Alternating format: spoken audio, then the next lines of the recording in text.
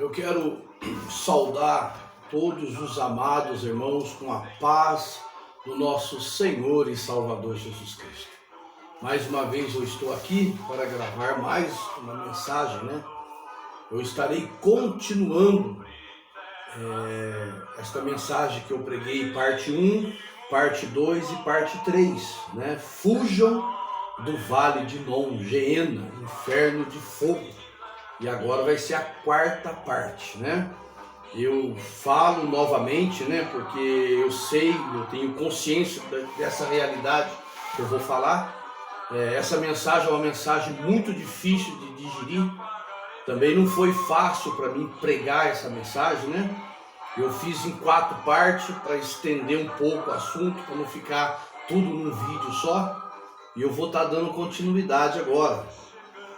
Na parte 1, da mensagem Fujam do Vale de Non, eu falei um pouco sobre a importância da igreja aqui na Terra, e que a igreja é uma força invasora que tem a responsabilidade de invadir o campo do inimigo no resgate das almas, Eu falei sobre a queda do homem, e a necessidade que a humanidade tem de um Redentor, de um Salvador, e o único Salvador é Jesus Cristo, Eu falei bastante sobre isso na parte 1, E deixei bem claro também, na parte 1, que o homem sem Deus, ele está morto em pecados e delitos, destituídos da glória de Deus, extraviados, se tornaram inúteis, em processo de petrufação ou decomposição,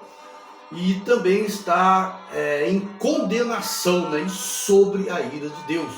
Eu falei muito isso na parte 1, Na parte 2, na segunda parte, eu falei que todos nascem em pecado, E desde o nascer já vem desenvolvendo, na vida da criança, na adolescência, quando se torna homem, um exército de sentimentos negativos, que é gerada pela própria morte que habita no homem, pela própria natureza adâmica que nós acabamos herdando de Adão, Então eu falei bastante sobre isso, E este exército de sentimento negativo que eu falei na parte 2, ele vai ganhando força de acordo com que a pessoa vai crescendo, e quando a pessoa vai pegando 14, 15, 16 anos, vai arrastando a pessoa para longe de Deus e para as piores práticas que existem. E na terceira parte, eu falei sobre o destino das almas perdidas, De todos aqueles que desprezaram o plano da salvação. Eu falei sobre o Vale de Non, expliquei um pouquinho o que era o Vale de Non, o significado, da palavra Vale de Non, que é praticamente o Geena do Novo Testamento. Então eu deixei bastante claro sobre o Vale de Non e expliquei também dentro das Escrituras como que é um pouco o inferno, o Vale de Non, E eu falei, deixei bem claro, E a gente vai continuar agora a quarta parte, mas eu deixei bem claro que se a Bíblia diz que você está morto em pecados e ofensas, em processo de decomposição, destituídos da glória de Deus, extraviado e inútil, para onde vocês vão quando morrer? Eu falei um pouco na parte 3 e nós vamos estar dando continuidade agora, Se vocês não se entregarem a Jesus Cristo, não entrarem para dentro desse plano da salvação, a morte de Cristo Jesus naquela cruz e a ressurreição abriu a porta da salvação para todas as classes de pecadores, Então todos são chamados, Todo aquele que invocar o nome do Senhor será salvo. Mas se vocês não quiserem, entrar para dentro desse plano da salvação, vocês irão conhecer pessoalmente o Vale de Non, o Geena, o fogo do inferno, E eu falei bastante isso na terceira parte, Eu deixei bem claro, Vamos só fazer uma retrospectiva, desse assunto. eu falei que a Bíblia ensina que o inferno ou o lugar é um lugar de intenso sofrimento, né? Nós lemos Apocalipse 20:10, né? Mateus 25:41 e 2 Tessalonicenses capítulo 1, verso 9. Eu falei também que é um lugar de grande remorso e de inquietação. Tá? Nós lemos lá em Lucas capítulo 16, verso 24 a 30. Né? Eu disse também na terceira parte que o inferno é um lugar de vergonha e desprezo. Né? Daniel capítulo 12, verso 2. Também disse na terceira parte que o inferno é um lugar de vil companhia. Nós lemos lá em Apocalipse 21, verso 8, né? Nós também falamos que o inferno é um lugar de desespero, né? Deus, ele explica o motivo. Nós lemos Mateus, capítulo 25, do 41 ao 46, isso mesmo? Nós lemos também e falamos um pouquinho na terceira parte que os homens condenados ao inferno descem e vão para as partes inferiores da terra quando eles morrem, né? Está escrito também isso lá em Salmo 63, verso 9. O inferno é um lugar de fogo, né? Deuteronômio 32, verso 22. O inferno é um lugar de conversas, né? Ezequiel 32, 21. Nós falamos também que o inferno é um lugar onde muitos reis e pessoas importantes da terra vivem após a morte, né? Nós lemos lá em Isaías capítulo 14, verso do 9 ao 11, né? E nós também falamos que o inferno é um lugar onde os vermes não morrem, né? E os vermes servem de cama e cobertor para os que estão no inferno. Fala-se de vermes no sentido figurado para referir-se à consciência dos homens que nunca morrem, né? Então, lá no inferno, quando as pessoas forem lançadas para lá, por desprezarem o sacrifício de Cristo, eles vão ter consciência que eles nunca mais vão sair daquele lugar. É um lugar terrível, né? E a gente vai estar dando continuidade agora. Vamos falar um pouquinho mais sobre aquele lugar horrível, né? Onde espera todas as almas que estão desprezando o sacrifício de Cristo, né? O plano da salvação. O inferno, escuta bem, tá? É um assunto muito sério. Eu não estou aqui brincando de ser cristão, brincando de ser crente. Eu estou falando do destino das almas, tá? Em pouco tempo nós iremos enfrentar a eternidade. Isso é um assunto muito sério. Eu sei que tem muitas pessoas que não estão nem preocupadas com o que vem aí pela frente, mas eu, como conhecedor da verdade, como servo de Deus, eu tenho a responsabilidade de informar a terra a respeito do destino que aguarda as almas. Assim como todos aqueles que têm o nome escrito no livro da vida, eles vão morar na eternidade junto com Deus. Aqueles que não têm o nome escrito no livro da vida serão lançados no vale de Non, no grande lixão, no Geena, no fogo do inferno, tá bom? Então nós falamos muito na parte 3 e agora nós vamos continuar. O inferno é um lugar que nunca está satisfeito ou cheio, tá?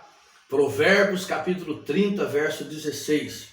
O inferno, a madre estéril, a terra que não se farta de água e o fogo nunca dizem basta. Tá vendo aqui? É difícil a gente imaginar o tamanho que deve ser, a dimensão que deve ser o inferno, né? Porque muitas almas, bilhões de milhões, ainda serão lançadas no inferno. Então é um local muito imenso, tem espaço para todos aqueles que desprezaram o sacrifício de Cristo, né? Fuja do vale de Non, tá? Fuja do lixão, fuja do inferno de fogo. E como que você faz isso? reconhecendo que é um pecador e que precisa de um redentor, tá? Levanta suas mãos, reconheça Cristo como Deus, como Senhor, como Salvador, e você terá o seu nome escrito no livro da vida, você será adotado como filho de Deus e passará a fazer parte da família de Deus, né? Então fuja daquele local, tá bom? Olha só, o inferno de fogo, o inferno é um lugar de portões, meu Deus, né? Olha o que está escrito aqui, lá em Mateus capítulo 16, verso 18. Pois também eu te digo que tu és Pedro, sobre esta pedra edificarei a minha igreja, e as portas do inferno não prevalecerão contra ela.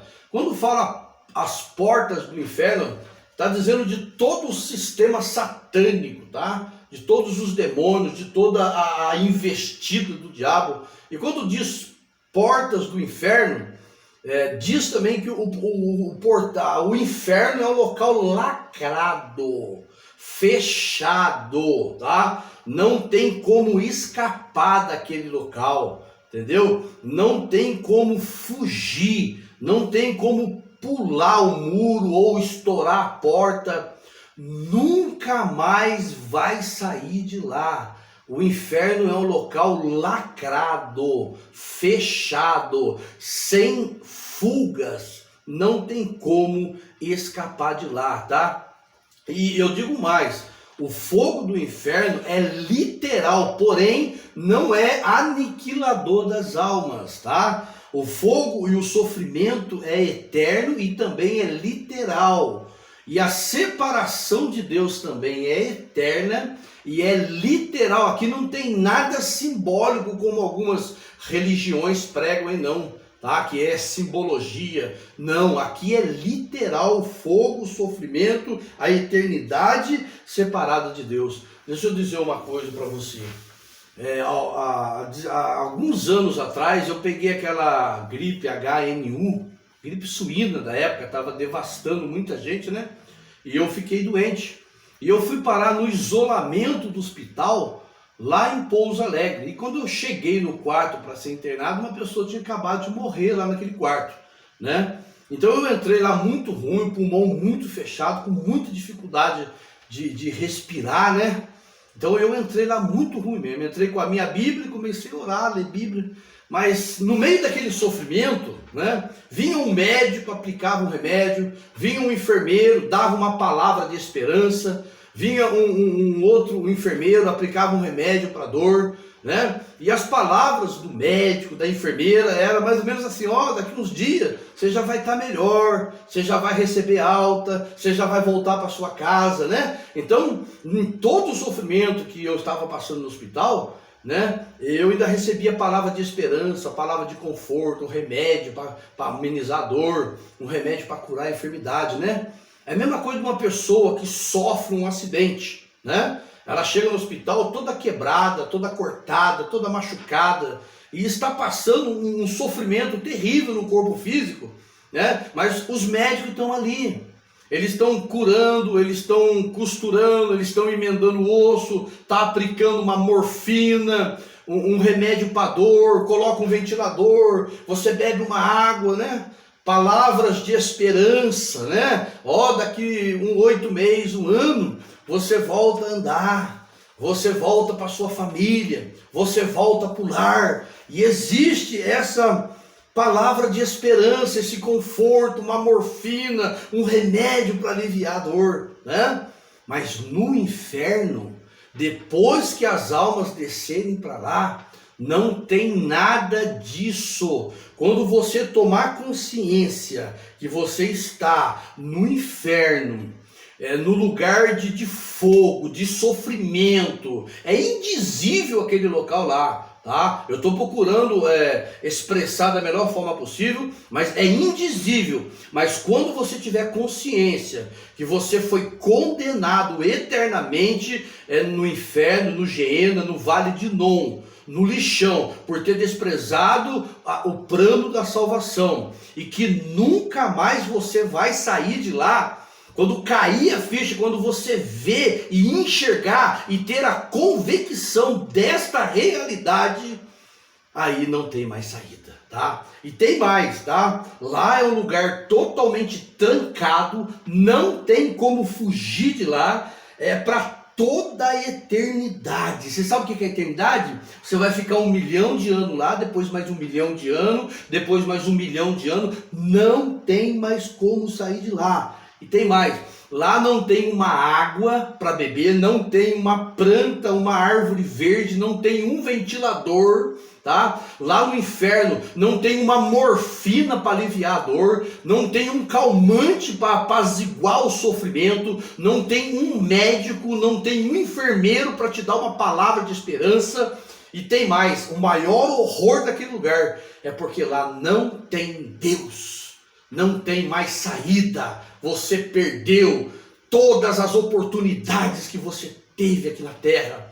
E quando cair essa ficha, quando essa realidade ela confrontar a sua consciência, você vai ver que você perdeu a melhor parte.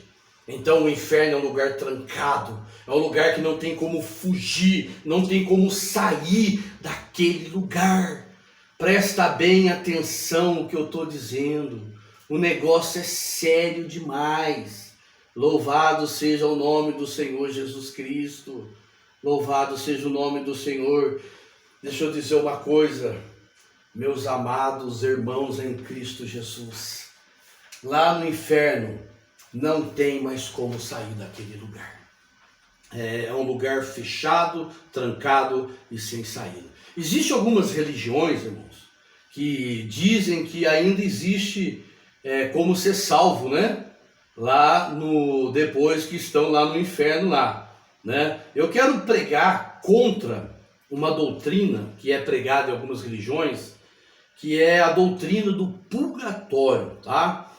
Existem muitas outras doutrinas que falam que o inferno é simbólico, que o inferno não é literal, que existe ainda chance de salvação, ou que existe aniquilação, que as almas vão deixar de existir. Existem muitas mentiras, mas eu quero falar agora contra o purgatório, contra a doutrina do purgatório, tá?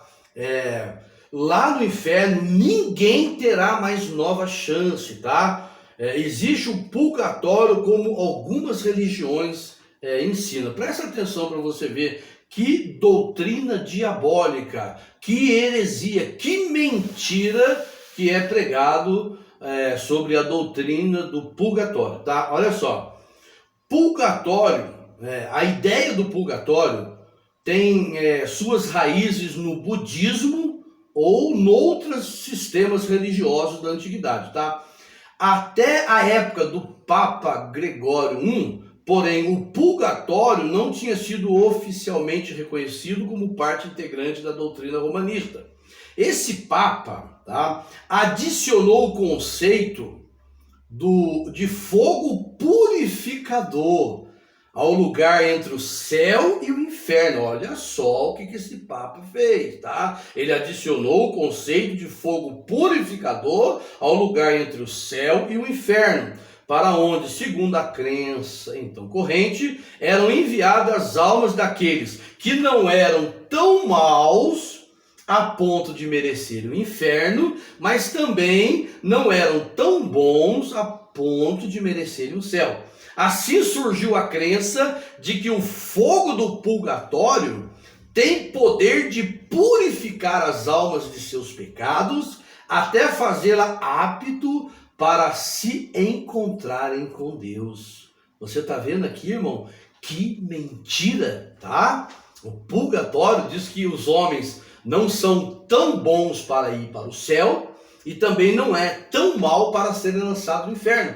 Então eles irão passar um tempo no purgatório e o fogo do purgatório vai purificar as almas até que elas venham ficar melhorzinha para entrarem no céu, tá? Essa doutrina é mentira. Não existe purgatório na Bíblia. Uma doutrina que está enganando multidão de pessoas. Não acredite nisso, tá? Se eu acredito que existe o purgatório, então eu estou sendo herético, tá? E eu estou pregando contra as escrituras sagradas, tá bom? Olha só para você ver, eles dizem que ainda existe um fogo purificador, né? A palavra purgatório significa limpar, purificar, purificatório, expiatório, penitência. Olha o que significa a palavra purgatório, tá? Então existe chance ainda das almas após partir dessa terra, né? E ainda existe um fogo no purgatório que vai purificar as almas. Se eu acredito nisso, tá? Eu estou pregando contra as escrituras. Olha só o que está escrito em 1 João, capítulo 1, do 7 ao 9. Né? O 9 só, né? Se confessarmos os nossos pecados, Ele é fiel e justo para nos perdoar os pecados e nos purificar de toda injustiça. Tá vendo? Se eu prego que ainda existe um fogo no mundo espiritual chamado purgatório, que ainda vai purificar, então eu estou dizendo que o sangue de Jesus Cristo não foi autossuficiente para purificar as almas dos homens, em ponto delas ficarem purificadas para serem recebidas no céu.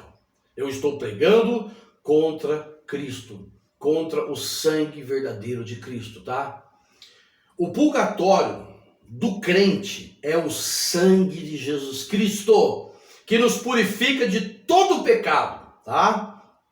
E é evidente que a doutrina do purgatório romanista não pode resistir diante desse glorioso fato. Daí, não pode ser crida, sustentada e pregada pelos fiéis de Cristo, como exige o Concílio de Trento. Tá? Se eu afirmar que a existência de um purgatório é real, eu estarei afirmando que o sangue de Jesus não foi suficiente e seria uma heresia afirmar que o sangue de Jesus não foi suficiente.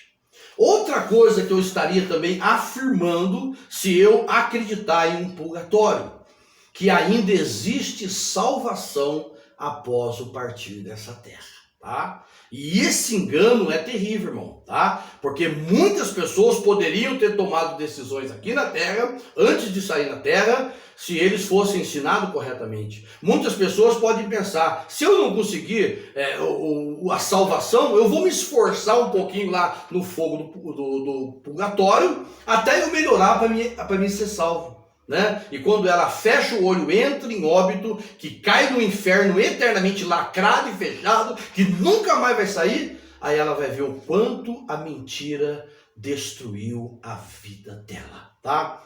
E se eu afirmo que há salvação ainda, tá? Depois de partirem dessa terra, eu estarei confrontando também Hebreus, capítulo 9, né? Verso 27. E como aos homens está ordenado morrerem uma vez, vindo depois disso o juízo. Tá vendo aqui? Então, fique consciente que não existe o purgatório, tá? Isso é uma mentira do inferno, é uma mentira dos religiosos que não conhecem Deus, que não conhecem Jesus, que não conhecem a Bíblia Sagrada do jeito que ela foi estabelecida. Louvado seja o nome do Senhor Jesus Cristo. Deixa eu dizer outra coisa muito séria também, que quando as pessoas morrem, né, elas vão direto ao inferno. Um segundo após a morte, as pessoas já descem imediatamente ao inferno, né? Lá em Números, irmão, capítulo 16, a gente vê lá uma grande rebelião contra Moisés, né? Eu acredito que muitos conhecem esse texto, Números, capítulo 16, né? Nós vê lá que Corá, Datã e Abirão, e mais 250, eles lideram, né? 250 homens, né? Homens príncipe, homens de posição. Eles se reúnem para se levantar contra Moisés, né? E eles dizem aqui, ó, em Números 16, o 3, diz assim, ó, e congregaram contra Moisés e contra Arão, e lhe disseram, demais é já, pois que toda a congregação é santa, todos eles é santa, e o Senhor está no meio deles. Por que, pois, vos elevais sobre a congregação do Senhor? Então, Datã, né? Corá, Datã e Abirão, mais 250 homens, eles se levantam contra Moisés, dizendo que toda a congregação é santa, que Deus está na vida de todo mundo. E nós sabemos que Moisés, ele foi um grande líder escolhido por Deus, levantado por Deus para guiar aquele povo de Israel, né? Mas Moisés, irmão, quando houve aquela rebelião, aquele levantar contra ele, o que ele fez? Ele mandou que todo mundo se reunisse. Datã, Corá, Abirão, reúna todos os homens amanhã, e aí o Senhor vai mostrar com quem ele é. Se ele for com vocês, será com vocês. Se for comigo, vai ser comigo, né? E o povo se reúne, né? E o que acontece, irmão? Após estar todo mundo reunido lá, olha o que acontece, Número 16, 28. Então disse Moisés, nisto conhecereis que o Senhor me enviou a fazer todos esses feitos, e que de meu coração não procede. Se estes homens, se estes morrerem como morrem todos os homens, né? Se forem visitados como se visitam todos os homens, então o Senhor não me enviou. Tá vendo aqui? Agora ele diz, irmão, se esses homens morrerem como morrem todos os homens de morte natural, né? Agora, morrer eles vão porque são rebeldes, né? Mas se eles morrerem de morte, como morrem todos os homens, se forem visitados como se vi, então o Senhor não é comigo. Aí Moisés diz assim, ó, mas se o Senhor criar uma coisa nova e a terra abrir a sua boca e os tragar com tudo que é seu, e vivos descerem ao inferno, então conhecereis que esses homens irritaram o Senhor. Ó. E aconteceu que, acabando ele de falar todas as palavras, a terra que estava debaixo deles se fendeu, e a terra abriu a sua boca e os tragou com suas casas, como também a todos os homens que pertenciam a Corá e toda a sua fazenda. E eles e tudo que era seus desceram vivos ao inferno. Tá vendo aqui? Eles desceram vivos ao inferno. O corpo morre, vai para a sepultura, tá? 7 palmos abaixo da terra. Vivos só vai lá para baixo, para o inferno, né? E a terra os cobriu e pereceram no meio da congregação. Olha o 34. Todo Israel que estava ao redor deles fugiu do clamor deles, porque diziam, para que porventura também não nos trague a terra a nós. Você está vendo aqui o que aconteceu, irmão? Então a terra abriu a boca. Aqui na base, aqui embaixo, aqui, diz assim, ó. Isso foi um terremoto cronometrado pelo Senhor para acontecer no momento em que Moisés tivesse terminado de profetizar. A terra abriu a superfície ao centro onde o inferno está localizado. Tá vendo aqui? Então, a abertura veio desde o inferno, onde estão todos os condenados. Então foi abrindo, que até chegou na terra, e a terra se abriu também. Houve um terremoto, né? E olha o que está escrito aqui, ó, na base aqui embaixo, ó. Louvado seja o nome do Senhor Jesus Cristo. O verdadeiro significado aqui é que aqueles rebeldes caíram no inferno, onde suas vidas continuaram, provando de fato a imortalidade da alma e do espírito, tá? Inferno é o mundo invisível, o lugar de espíritos dos mortos, no inferno, né? A terra fechou sobre eles e pereceram no meio da congregação. Mas eles não pereceram no sentido de ficar inexistentes. Seus corpos morreram, mas suas almas imortais e espírito foram para o inferno e permanecerão conscientes até a ressurreição dos mortos ao término do milênio. Então seus corpos irão se ressurretos, feitos imortais, e reunidos a alma e espírito serão julgados e enviados eternamente para o fogo do inferno, para o Geena, para o vale de Inom. Tá vendo aqui? Então, a descida até o inferno é algo rápido, é algo que acontece mesmo, não tem saída, mesmo que você não queira, os demônios vêm, a recepção no inferno é algo terrível, terrível mesmo, tá? E eu digo para vocês, fujam do vale de Inom, fuja do inferno de fogo, fuja daquele lugar, entregando as suas vidas aos cuidados de Jesus Cristo, tá? Só existe uma maneira de fugir dessa realidade, que é indo aos pés de Cristo, reconhecendo que você é um pecador e que você precisa de Jesus Cristo na sua vida, tá bom? Só para a gente acabar de concluir, está escrito, irmão, lá em Salmos capítulo 9, verso 17, tá? Os ímpios irão para o inferno. Sim, todas as nações que se esquecem de Deus. Tá vendo aqui, ó? Se você quer viver só em seu bel prazer, se você não quer saber de Cristo, se você quer saber só de alimentar o seu ego, ser uma pessoa egocêntrica, viver só em prol de você, né? Eu não quero saber de Deus, eu não quero saber de igreja, eu não quero saber de ser crente, tá? Está escrito aqui, ó, que todos os ímpios, todos que viveram impiamente, serão lançados no fogo do inferno. Salmos capítulo 50, Números, né, 55, verso 15, está escrito assim, ó, que a morte o assalte, tá vendo aqui, ó, e vivos desçam ao inferno, porque há maldade na sua morada, no seu próprio íntimo. Tá vendo aqui, ó? A morte, irmão, é algo que ela chega de surpresa, tá? Esses tempos atrás, eu assisti um vídeo de um homem que estava em uma caminhonete, é a coisa mais linda, né? Uma caminhonete caríssima.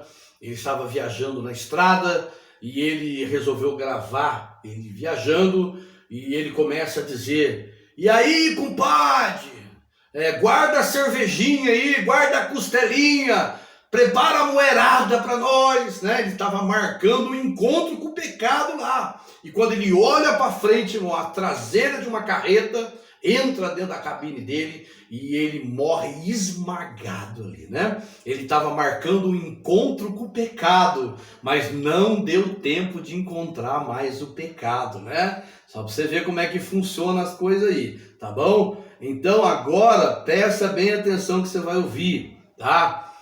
O dia de entregar a sua vida a Jesus é hoje, tá? Não empurra para amanhã o que pode ser feito hoje.